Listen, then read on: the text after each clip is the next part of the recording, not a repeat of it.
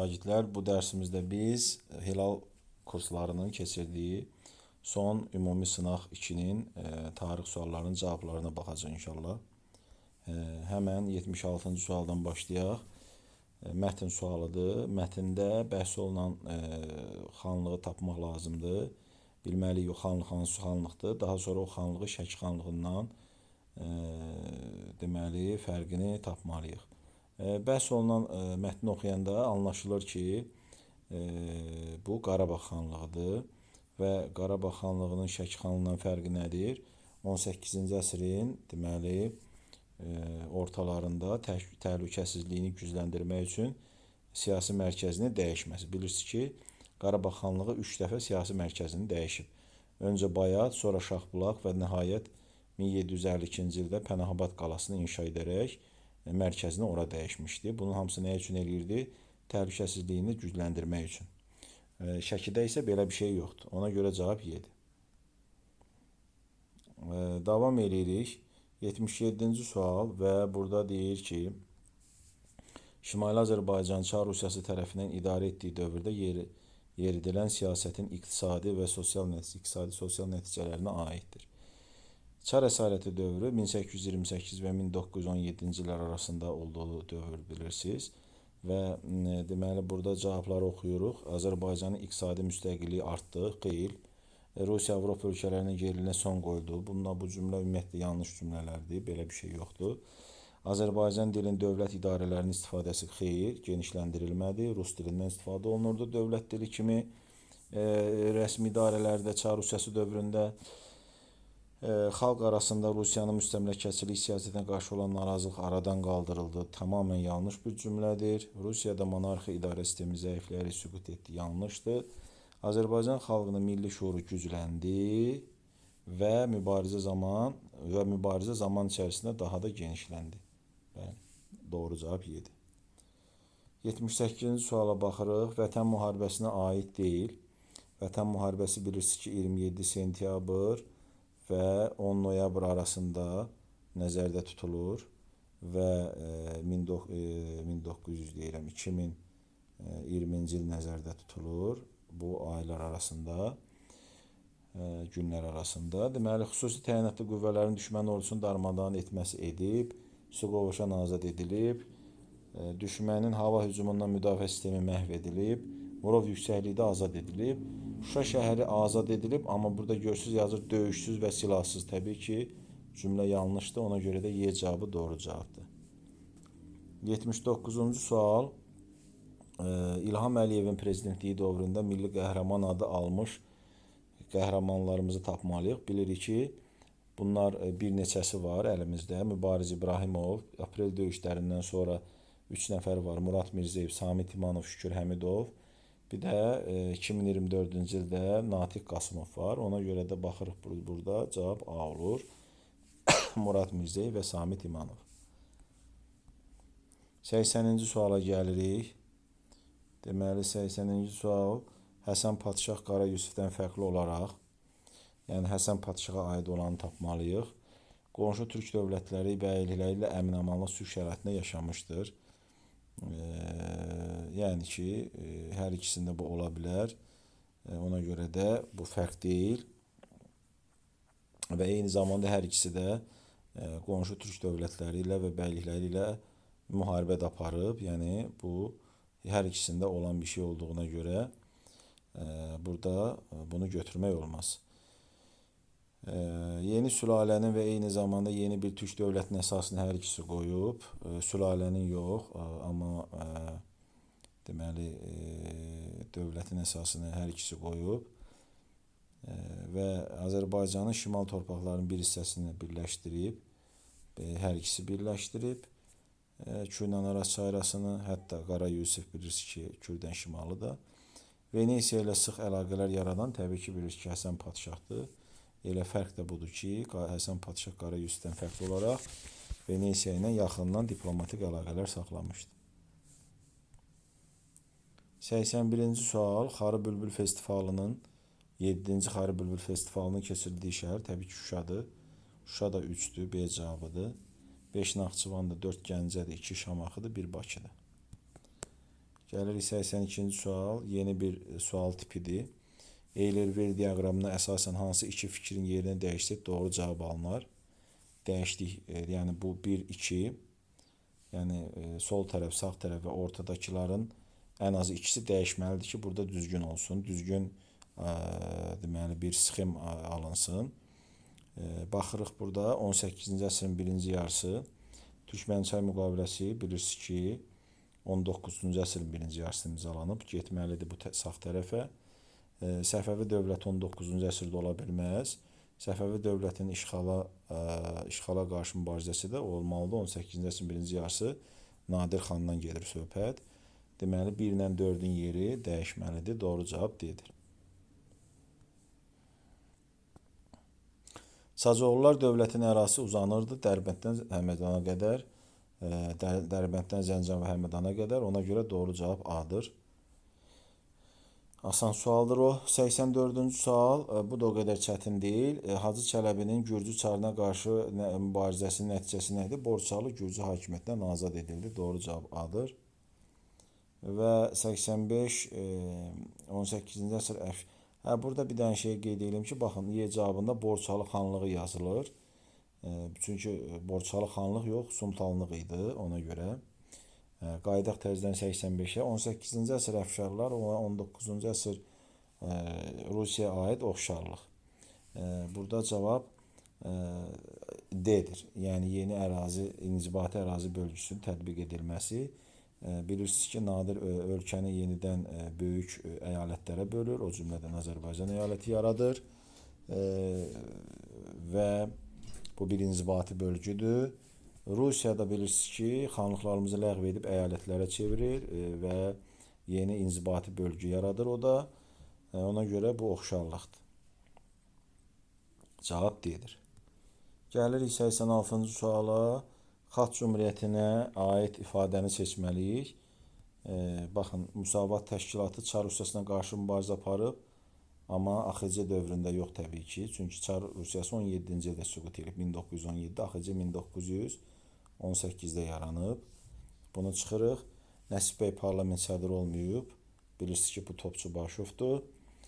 Milli ordu hissələrinin daşnaq qüvvələrini zərərləşdirilməsi, bəli, zərərsizləşdirilməsi söhbət məsəl üçün Əsgəran döyüşündən gedir, Qarabağ qiyamının yatırılmasından. Ona görə doğru cavab C-dir. Mart soyqırımı zaten bilirsiniz ki, Cümhuriyyətdən əvvəl olub və Bakıda Bolşevik daşnaq hökumət təşkil edilməsi, yəni Bakı Sovetinin yaradılması bilirsiniz ki, o da zaten Mart soyqırımından əvvəl olub. Doğru cavab C-dir. 87-ci sual 5-ci 7-ci yüzilliklərə aid deyil.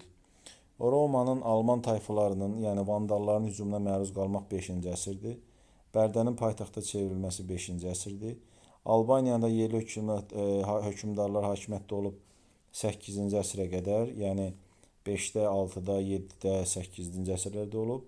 Ola bilər. Xəzər xaqanlığının xilafət ordusunun toqquşmaları 7-ci əsrdən başlayır zaten və təbii ki, doğru cavab burada aid olmayan nədir? Azərbaycan poeziyasının özünün yüksək inkişaf dövrünə yaşaması. Bilirsiniz ki, bu 12-ci əsrdir. Nizaminin dövrü nəzərdə tutulur. Ona təbii ki, 5-ci, 7-ci əsrdə poeziyamızın yüksək inkişafından danışa bilmərik. Gəlirik 88-ci suala. Uyğunluq pozulmuşdur. Elə burada doğru cavab A-dır. Görürsünüz, daş dövründə tayfalar arasında müharibələr başlamışdır. Bu cümlə yanlışdır, çünki daş dövründə tayfalar hələ yox idi. Bildiyiniz kimi tayfalar nə vaxt yaranıb? Tayfalar formalaşıb Tunc dövründə. Ona görə cümlə yanlışdır. 89-cu sual Mehmandarovun Xalq Cümhuriyyətinin hərbi naziri olduğu dövrdəki fəaliyyətinə aiddir. Həmən Çar Rusiyası dövrünü, 1-ci Dünya müharibəsini çıxırıq. Azərbaycan SSR-ni çıxırıq, Mart soyqırımını çıxırıq. Bəli. Nədir cavab? Y cavabı Azərbaycanda nizami ordu yaradılmasında təbii ki, böyük rol oynayıb. Həm o, həm də Şıxlinski Azərbaycan ordusunun qurucularından sayılırlar. Cümhuriyyət dövründə. 90-cı sual Birləşmiş Millətlər Təşkilatının qətnamələrini nəzərə almaması, yeraltı istehkamlar və müdafiə sistemi hazırlaması nəyi göstərirdi? və yaxud bunu eləməklə Ermənistan nə etməyə çalışırdı? Bu onu göstərir ki, Ermənistanın işğal etdiyi torpaqlardan çəkilmək niyyəti yoxdur. Cavab A-dır. Çap maşınlarının çap maşınlarının ixtirasından əvvəlki dövrə aiddir. Biz təbii ki, bizim kitabda çap maşınları nə vaxt ixtira edilib biz bilmirik. Amma biz burada məntiqdən istifadə etməliyik. Hər halda 19-cu əsrdə artıq çap maşınları ixtira edilmişdi ki, artıq qəzetlər nəşr olunurdu, jurnallar nəşr olunurdu. Molla Nəsrəddin jurnalı demək ki, çap ixtira ediləndən sonra olub, məntiqimizi işlətməliyik və ona görə də bunu çıxırıq. Sonra Gülüstan-İran məsələ də onun kimi 19-cu əsrdə olduğuna görə Milli Mətbuat 2-ci qəzeti onu da çıxırıq. Kütləvi kitabxanalar da zaten 19-cu əsrin ikinci yarısıdır. Görürsünüz, bu 4 cavab 4-ü də 19-cu əsrin ikinci yarısıdır. Hər halda məntiqimizlə də anlayırıq ki, o dövrdə artıq çap maşınları ixtira edilmişdi və kitablar çap olunurdu. Amma bilirsiniz ki, orta əsrlərdə kitab çapı yox idi və kitablar xəttatlar vasitəsilə əlyazma şəklində çoxaldılırdı. Ona görə də cavab C-dir burada mədrəsələrin əsas təhsil müəssisəsi kimi fəaliyyətə başlaması ki, bu orta əsrlərin əvvəllərindən var idi artıq. 92-ci sual. Deməli, cədvələ əsasən doğru cavab müəyyən edin. 16-cı əsr Bayandurlu dövlətini tapmalıyıq. Şirvanşahlar və Səfəvilər verilib. Burada cavab nə olacaq? Deməli, Azərbaycanı birləşdirməyə çalışan qızılbaşlarla mübarizə aparmaq. Əlbəttə ki, və nəticədə də məğlub olur, süqut edir. Çətin sual deyil. Araz çayından şimaldakı torpaqlarının Azərbaycanın orta əsrlər tarixinə aiddir. Yəni, biz orta əsrləri nəzərdə tutmalıyıq və bir də şimalda olmalıdır hadisə. Aydın məsələdir ki, belə cavab A-dır. Qəbələ və Qubanın Şirvanşahlar dövlətindən birləşdirilməsi. Bilirsiniz ki, zaten Qəbələ də, Quba da Kürdən şimaldadır və Şirvanşahlar da Kürdən şimaldakı torpaqların böyük əksəriyyətini tabe eləyib. Xəritəsinə də baxsaq görərik ki, həm Qəbələ, həm Quba ərazisi Şirvanşahların ərazisi kimi görsənir. Digər ifadələr təbii ki, yanlışdır. Nümunə verirəm. Məsələn, Baharlı yaranıb, bilirsiniz ki, cənubda. Burada şimal soruşur. Gəncə xanlığı ona görə aid deyil ki, şimal olsa da orta əsr deyil. Gəncə xanlığı yeni dövrdür. Albaniya qədim dövrdə yaranıb, orta əsr deyil. Babək Xürrəmlər rəhbərlik etməyə başlayıb, doğru, amma şimalda yox, cənubda Ərdəbil, Bəz qalası. Bunlara diqqət eləmək lazımdır. 94-cü sual. Səfəvilərin Ərdəbil hakimliyi dövrünə aid deyil. Yəni, bu elə bir dövr olmalıdır ki, dövlət dövrü olsun. Yəni, Səfəvilərin Ərdəbil hakimliyi dövrünə aid olmasın. Şeyx Heydər, Şeyx İsmail mübarizə aparması aparıb. Bunu çıxırıq. Səfəvilərin Azərbaycana hakimiyyət uğrunda mübarizə aparması aparıb. Qızılbaşların Şirvanşahlar tərəfindən təhlükə olaraq görülməsi görülüb. Yeni Səfəvi şeyxinin Ərdəbil əhalisi tərəfindən seçilməsi. Bax, bu seçilməsi məsələsi əhali tərəfindən buradan anlamalıyıq ki, cavab budur. Niyə? Çünki bilirsiniz ki, kitabımızda da qeyd olunur ki, Ərdəbil hakimliyini idarə edən Səfəvi şeyxləri irsən ötürülürdü, şeyxlik irsən ötürülürdü, atadan oğula və yaxud qardaşa, böyük qardaşdan kiçik qardaşa. Yəni, bunun fərqi yoxdur. Yəni, eyni nəsil davam edirdi, seçməyə ehtiyac yoxdur. Ardıcıl sülalə şəklində gedirdi, irsi gedirdi. Ona görə cümlə yanlışdır. Qaraqoyunlarla da mübarizə aparıb. Bilirsiniz ki, 15-ci əsrdə kitabımızda qeyd olunub ki, 15-ci əsr başlayandan Səfəvilər hakimiyyət uğrunda mübarizəyə başlayıb. O deməkdir ki, Səfəvilər həm Qaraqoyunlardan, həm Ağqoyunlardan, həm də Şirvanşahlarla 15-ci əsrdə mövcud olan hər üç dövlətimizlə də hakimiyyət uğrunda mübarizə aparıb. 95-ci sual. Manna, Atropaten, Albaniyaya verilmiş dövlətlərdən heç birinə aid deyil. Burada deməli, Eradan əvvəl 1-ci minilliyin sonlarında mövcud olmuşdu. Bu Manna ilə Atropatena ilə Albaniyaya aiddir. Xarici hücumlara məruz qalmışdı hamısı. İslam dininin yarandığı dövrdə mövcud olmuşdu. İslam dini 7-ci əsrdə mövcud olub, yaranıb. O dövrdə də bilirsiniz ki, Albaniya var idi. Maldarlıq və əkinçilik əsas təsərrüfat sahələri olub hər üçünün. Doğru cavab D-dir. Bəli, belə ki, paytaxtı liman şəhər olmuşdu. Mannanın paytaxtı İzertu liman şəhər deyil. Qazaka təbii ki, o da liman şəhər deyil. Albaniyanın paytaxtı olan nə Qəbələ, nə də Bərdə, onlar da liman şəhər olmayıblar. Liman şəhərlər məsələn Dərbənddir, Bakıdır, Lənkərandır.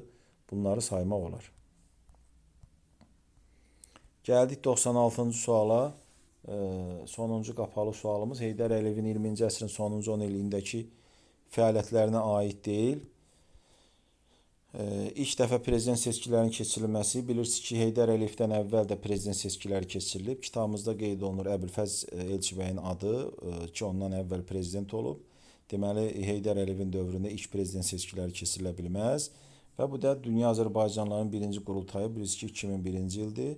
Zaten bu da 21-ci əsr deməkdir. Ona görə də 1-lə 5 B cavabı doğru cavabdır. Digər ifadələr olmuş hadisələrdir. Gəldik açıq suallara. 97-ci sual xəritə sualıdır. Xəritəyə baxan kimi həmən anlayırıq ki, bu söhbət burada Səlcuq dövlətindən gedir. 11-ci əsrdə Oğuz türklərin qurduğu dövlət və bilirsiniz ki, o Mərkəzi Asiyada yaranıb və elə bu ərazidə zaten görürsünüz ki, bir dənə bu 2 var. Deməli, 2-ni götürmək lazımdır. Bu birləri götürmək olmaz. Bu biri rəqəmləri görürsünüz, ərazidən kənarda qalıb. Düşünürəm ki, hamı bunu düz eləyib. Və gəlir Vətən müharibəsi dövründə baş verən hadisələri müəyyən edin. Deməli, Zəngilan erməni işğalının təbii ki, azad edilib. Zəngilan, Qubadlı, Cəbrayıl, Füzuli və başda Şuşa olmaqla bilirsiniz ki, Vətən müharibəsi dövründə azad edilib. Amma bəyanata əsasən bilirsiniz ki, orada 3 rayonumuz var ki, müharibədən sonra ermənilər onu geri qaytarıb və biz onu bir güllə belə atmadan qaytarmışıq bəyanata əsasən və müharibə dövründə qaytarılmış rayonlar sayılmır. Bunlar hansıdır? Kəlbəcər, görürsünüz, Kəlbəcər, ona görə də bunu götürmürük və Laçın Ağdam. Bunlar doğru cavablar ola bilməz. Və bir də müharibə dövründə Ali Baş Komandanın, yəni İlham Əliyevin informasiya və diplomatiya cəbhəsində uğurlu fəaliyyətlər göstərirdi. Təbii ki, kitabda olan bir cümlədir. Ona görə 1-3 doğru cavabdır. 99-cu sual Ərəb xilafətinin hakimiyyət dövrünə aiddir. 7-9-cu əsr Azərbaycanda özdə olmalıdır. İslam qaydaları hökm sürməyə başladı, bəli. Və ərəb ailələri məskunlaşdırıldımı, köçürüldümü, bəli. O da var və əhali arasında idarəçilərə qarşı kütləvi şəkildə narazılıqlar baş verdi və üsyanlar, Xürrəmlər hərəkatı falan filan bunlar hamısı olmuş hadisələrdir. Ona görə 1, 2 və 3 doğru cavabdır. İlk dəfə dini mərasimlər zaten daş dövründən var, bu aid deyil və bilirsiniz ki, Dərbənddə Narınqala və Zaqatalada Pəri qalası ərəblərdən əvvəl Albaniyada inşa edilmiş abidələrdən sayılır. Xüsusilə də bilirsiniz ki, Dərbənd şəhəri ərəblərdən əvvəl də var idi. Ona görə də 4-5 cavab ola bilməz. 100-cü suala gəlirik. Uyğunluğu müəyyən edin. Deməli 1 və 2. Atabəylər dövlətinin ilk sultanı Şəmsəddin Eldəniz olmayıb. Bu cümlə deməli yanlışdır. Bunu silirik. 1-ci Axistan tərəfindən idarə olunurdu Şirvanşahlar 12-ci əsrdə. Hülakülər dövləti ilə qonşu olub 13-14-cü əsrdə. Bu da gedir 2-yə. C. Sacıoğlu dövləti ola bilməz, çünki Sacıoğlu dövləti 9-10-cu əsrdir. Və Bayandurlu bəyliyi ilə müttəfiq münasibətləri idi. Bayandurlu bəyliyi ilə yox, Bayandurlu dövləti ilə müttəfiq olub Şirvanşahlar Həsən Padşahın dövründə. O da zaten deməli 15-ci əsrin ikinci yarısıdır. Burada bir daha deyirəm, 12-13-cü əsr göstərilir. Ona görə burada 1 olur B, 2 də olur C. Bəli. Beləliklə bu dərsimizin də sonuna çatdıq. Sonuna gəldik, əziz şagirdlər. Nəzərinizə çatdırım ki, bu il hazırladığım bu sonuncu izahdır.